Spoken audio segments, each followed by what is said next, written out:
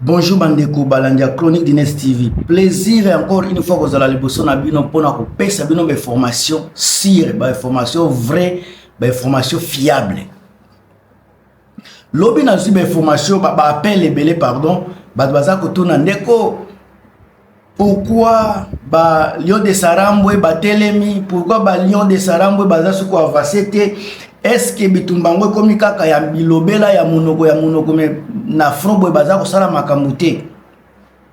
Je vais vous donner les informations. Il y a plus de 6 cités oyo eza déjà ko kanga malelo mais information ba bimisi yango te pourquoi mais ce bokena ba chaîne mususu bazolobela ba prise nango mais ekobimata musu après quelques heures parce que ngana kenenge na ba information satellitaire ezobimisa déjà ndenge makamoza kozala. Et puis bobo sanate que 1-23 bazana tendance à publier makamona bango sous-souté na yebite pourquoi bazana système de communication penza faible ce que zalaki bato misusu nde bazako publier ba recite na bango ba avancer na bango mais bango tendance wana ezate mais ngana kopesa bino oyo naza nango na kati ya territoire ya Walikale ezana 6 villages oyo ezako ekwe déjà na maboka 1-23 naza kopesa bino pe na niveau ya Masisi. Na niveau ya Masisi pe eza 2 villages où ekwe na maboko ya M23. Donc tozana eza 8 villages au total na kati ya Masisi na Walikale oyo eza na maboko ya M23 lelo toza le 8 juin 2026. Ndeko nanga oza kolananga partout na monde. Maman nanga Marie-Antoinette Makayabo, la mère de la révolution, Boziba Crispé Kayembe Chirac Makayabo, Tonto Yebo Jacques na Afrique du Sud, Boziba Brigitte Makiese, Mireille Wakanke, Boziba Denis Mpongo, Papa Nangai, Nani Mususu, Grace Kibombo, Thérèse Dissabe, Pierre Okende, Delphin Mazeze, Makuta Mazeze, Bino tout. Je suis fier de la présence de Nabino, je suis fier de la contribution de Nabino. Ezala ya partage, ezala ya j'aime, ezala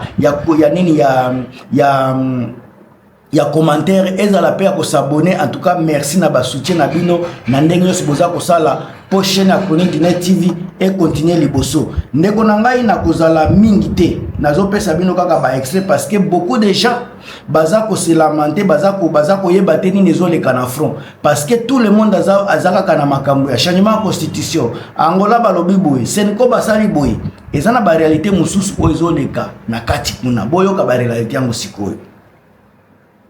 À la date du 8 juin 2026, encore une fois, le 8 juin 2026, la situation sur le terrain demeure brutale.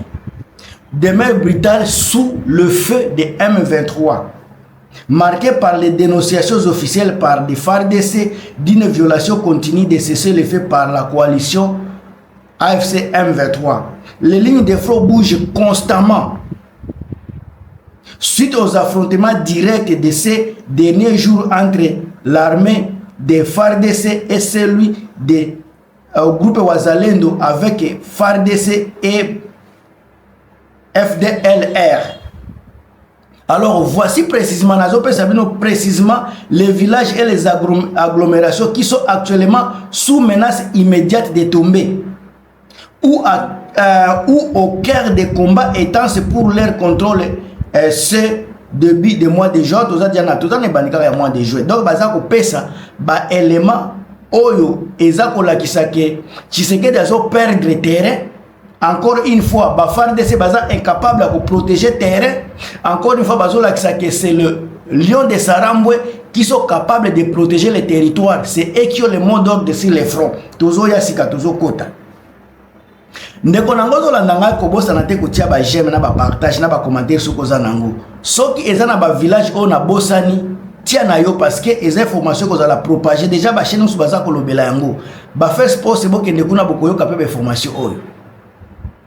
Territoire de Walikale balobi épicentre actuel groupement ya Luberike ndesika makamboza kusalema. C'est le secteur le plus critique ces derniers jours. À la suite des violences d'affrontement qui ont éclaté depuis Depuis le 4 juin, et se sont poursuivis jusqu'aujourd'hui au moment où nous sommes en train de faire les mises au point. Les rebelles ont repris des positions dominantes. Le centre de Kibati, la situation qui est extrêmement précaire, si les forces loyalistes, les FARDC et les Wazalendo contrôlent encore le centre de l'agglomération, le AFC M23 occupe les collines stratégiques qui surplombent directement Kibati. Donc, FARDC bazana Kibati, mais M23 va cercler Kibati Mobimba. Donc, baza cercler, faisant peser un risque majeur de chute à tout moment. Si villages environnants vidés de leurs habitats suite au combat de Kibati, la population a fui à brousse. Les localités se retrouvent directement dans les lignes mires ou sur l'axe de progression de M23. Boussi, Ndurumo, Habula, Bukonde, Buhenje, Kikamatade. L'axe Katobo-Ihula, bien que FARDC et les Wazalendo tentent de maintenir fermement leur verrou à Katobo, la pression de M23 y est constante pour ouvrir totalement les voies vers le cœur de Walikali. Donc, Wazalendo bazoko kate. M23 balobi aza constate pour ouvrir totalement la voie vers le cœur de Walikali. Donc, bango bako fungola kaka bakoti amenta na kati ya centre ya Walikali. Si kana niveau ya Masisi eloko balobi wana eza na Walikali, si kana niveau ya Masisi balobi eza na position d'encerclement. Cette balobi Kalembe, cette cité stratégique à la frontière entre Masisi et Walikali, lobaki makambo déjà lobby, reste un peu chaud.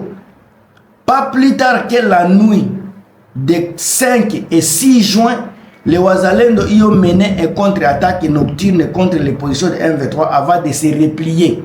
Bango bake ko attaquer et puis se replier. Un calme précaire y règne, mais le risque d'un assaut majeur de l'AFC M23 pour verrouiller définitivement Kalembe reste extrêmement élevé. Boyoki. Les axes autour de Lukweti et Nyabiondo, Yangope eza élément musubaza kubakisa. Nyabiondo, position avancée de l'armée, ils subissent une guerre d'usure, mettant les petits villages environnants sous la menace directe d'incursion rebelle. Alors, position ya Kalehe Nasina Lobela qui yango le haut plateau, déjà le week-end bazoloba, le week-end il y a le 6 le 7 juin 2026, le porte-parole de FARDC a explicitement confirmé que la coalition AFC M23 maintenait ses offensifs dans la province voisinante. Alors, territoire à Kalehe, c'est la porte d'entrée du sud Kivu depuis Masisi. Parce que Masisi est à Nord Kivu. Alors, balobi, les collines cachées subissent des infiltrations de combattants position Benassara, on y a lobaki ango lobby. Baza ko répéter ango lelo makamna lobaki lobby, même ba chaîne internationale baza ko loba on a lobaki déjà lobby yango bazo loba lelo. Cela veut dire que nazana avance ya ba information. Alors balobi, l'armée signale les attaques répétées contre les positions de FARDC et des populations civiles. Les localités isolées de ces hauts plateaux risquent de basculer sous le contrôle des coalitions rebelles. Donc à tout moment balobi, dans les plateaux de fils ouvrir à la population bazako banga déjà mon pépé ya balio de Sarambwe. Alors balobi balengi ko consolider balio de Sarambwe veulent consolider les zones na bango kuna na katia ba au plateau kuna. Donc mutunyo sana au plateau bazako bengane bazako kitse kuna na katia banana na nini na kati kuna na se. Alors à ce jour le signal d'alarme maximal est activé sur l'axe de Kibati et ses villages satellitaires Walikale, ainsi qu'autour de Kalembe, Nagacha Massis, où la moindre rupture des lignes de défense de FARDC pourrait entraîner la chute de ces verrous économiques et stratégiques. Donc, erreur mouké oyo ba un banane ba FARDC ba ko sala lelo ba ko perdre ba verrou stratégique na bango donc ba nini verrou économique na stratégique na bango na niveau wana.